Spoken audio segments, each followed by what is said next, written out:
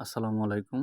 আমি আপনাদেরকে দেখিয়ে দেবো এয়ারটেলে মাত্র ৪১৯ টাকায় ৩৫ জিবি ৫০০ মিনিট অফারটা কেমনে হিট করবেন।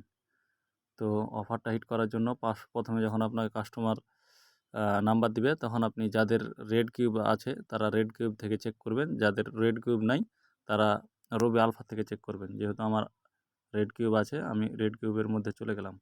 চলে যাওয়ার পরে এখানে নাম্বার দিবেন কাস্টমারের।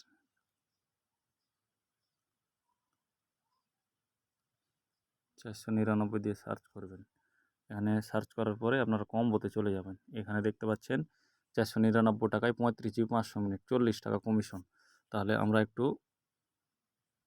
ক্যালকুলেটারে চলে যাব। এখানে দেখতে পাচ্ছেন ৪৯৯ টাকা আমাদের কমিশন, যেহেতু ৪০ টাকা, আর আমাদের ব্যালেন্স নেওয়ার সময় ২৮ টাকা হাজারে কমিশন দেয় কোম্পানি ডিএসআরে।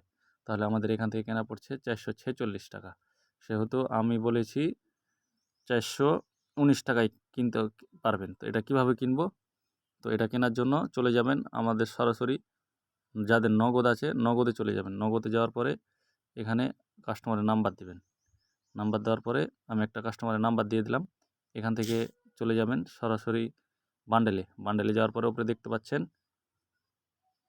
25 জিবি 400 মিনিট 30 দিন 80 টাকা ক্যাশব্যাক। এই 80 টাকা ক্যাশব্যাক এখানে আমরা দেখতে পাচ্ছি যে 25 জিবি 400 মিনিট। এখানে যাই দেখাক গা, সেটা নিয়ে সমস্যা নাই। আমরা তো চেক করে নিয়েছি আগে যে এই নাম্বারটাতে 35 জিবি 500 মিনিট ফুল পাবে।